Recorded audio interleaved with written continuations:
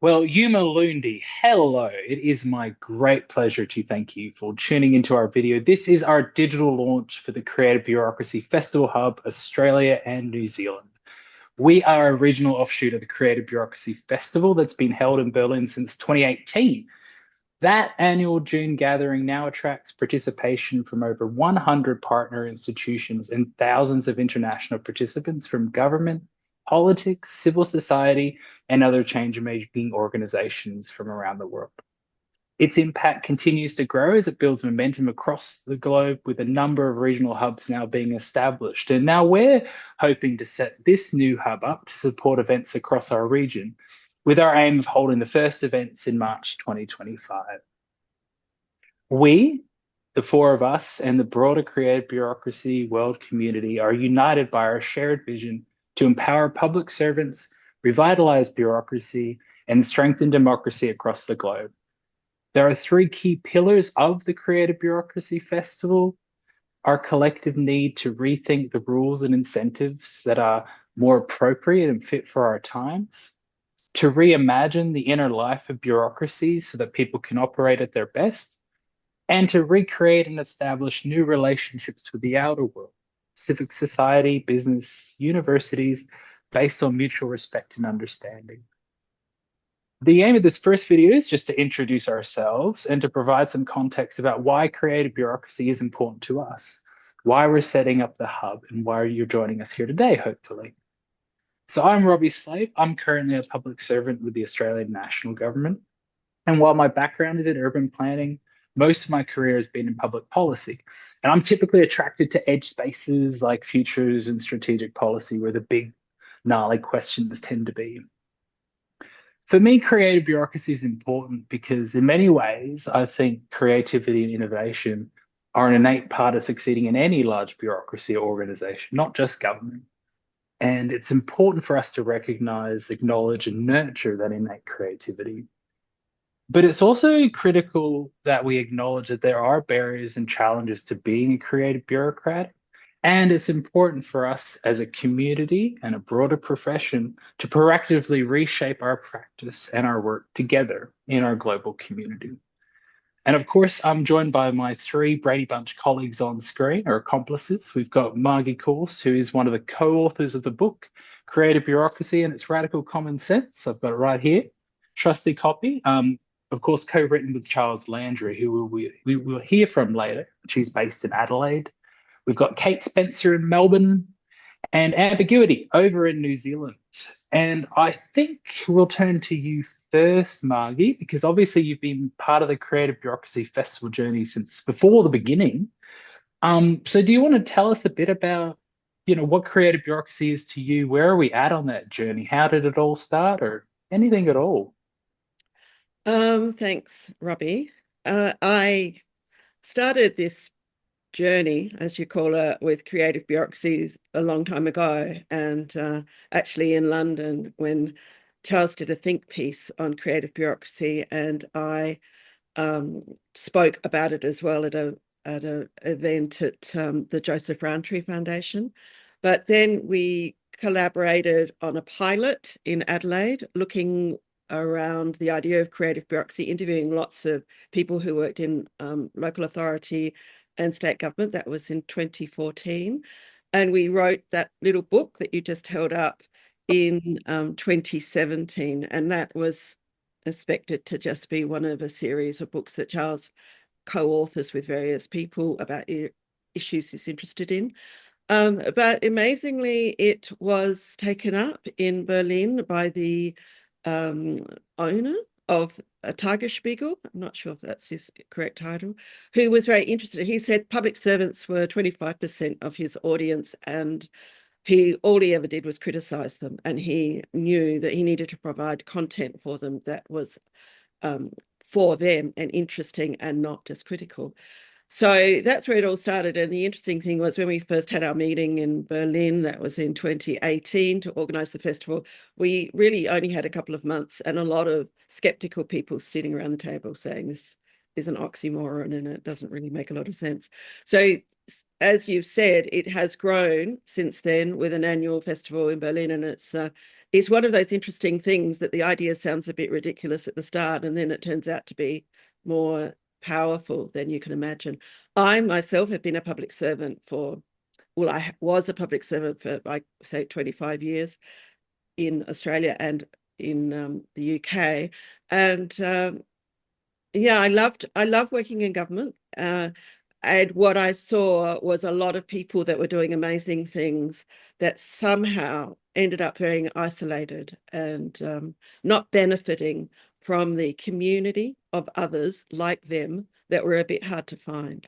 So that's my hope for the Creative Bureaucracy Festival, is to try and find a way to help public servants build a community that they own, not one that is gifted to them from management or organized in by a university or anything like that. Something that is very much owned by people who actually are doing the work. So I think that's where power lies, and why I think it's so important is because I think without that we're going to be struggling facing the future, because we've coming so many issues coming at us. We need very clever, adaptable, engaged, curious, brave public servants. So that's my interest.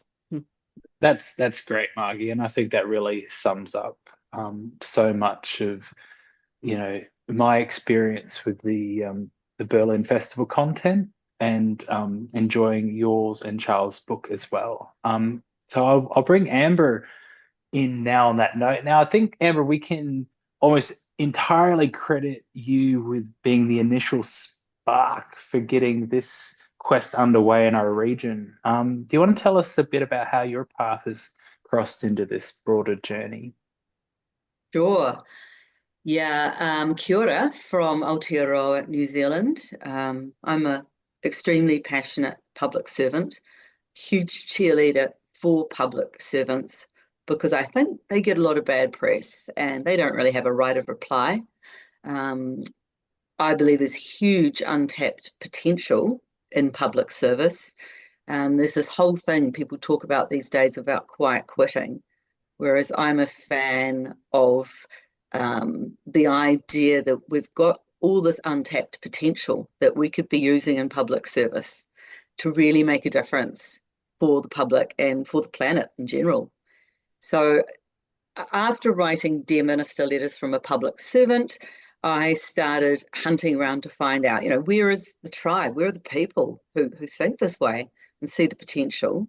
I got involved with Apolitical, who are brilliant, a bit of a global network. They're full of resources and really nice people. And they got me onto the Creative Bureaucracy Festival.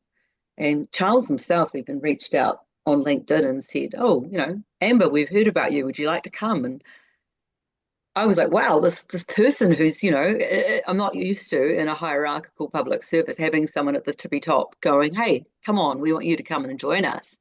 So I went in 2023, and my mind was blown. The energy, the goodwill, the potential that I had always sensed was there is really, really strong. And I know Aotearoa and Australia have that in spades. So yeah, that was kind of for me. I wanted to get away from that going along to get along kind of attitude in the public service, say goodbye to the nameless, faceless bureaucrat image, and kind of get in touch with resilient, empathetic, creative public service. That's my story. That's great, Amber. And one thread I really like in that is how sometimes when you're in a government or in a jurisdiction, how hard it can be to meet other public servants who are generally, even though we have different cultures and systems of governments and sometimes issues that we grapple with, the lived embodied experience of being within a bureaucracy is very similar. And having that avenue and opportunity to engage with others, like just with New Zealand, can sometimes be very hard to do. And that's part of our great hope too, is to start bringing our bureaucracies and our practice closer together through this forum. But of course, we've got Kate as well on our screen. Kate, down in Melbourne, please. Or are you you're up in Sydney, I think, today, but how is Yes. your journey going? Where do you fit into the creative bureaucracy world? Hello, everyone. I'm Kate Spencer. I am normally based in Melbourne, but right now I'm sitting in Sydney. I first discovered the Creative Bureaucracy because I met Margie through a mutual friend, and she was talking about her book. And most of my career has been in the creative industries. I've worked, so my engagement with government has been in cultural institutions and a little bit in local government. And I met Margie and I read her book. I looked at her book and thought, oh, this is interesting. It's going to arm me. I'm going back into the public system. This will give me the answers. And I got busy. And a few months later, I remember like desperately flicking through the pages of the book, looking for an answer because I was suffocating already. And so I remember reaching out to Margie saying, where is the support group? Like in this, as I say, like literally desperation, where is the support group? And so I've, stayed in touch with Margie. And when Amber sort of lit the spark, I've come on board because I still work. I don't work in the public service right now, but I work with lots of people in the system, and I can see them withering on the vine. They're brilliant, energetic, passionate, creative people who are suffocating in the system. And so I found my support group, I found my tribe here, and I want to extend that to other people because I believe in creativity and I believe in everyone having meaningful work in the public service. And also all of us, society, every taxpayer, every person in our community benefits from a creative bureaucracy. So it's, it's for all of us, really. So Thanks, Kate. come join us. Yes, come join us, please. And I hope that doesn't just give you great reason to come join us, but also give our audience a much better idea of why we have gone to such efforts to set up and finally launch our Creative Bureaucracy Festival Hub, because this is what it's all about. It really is becoming part of a bigger group and a bigger community in our region. And it's so many reasons why it's such a timely conversation to expand in our neck of the woods.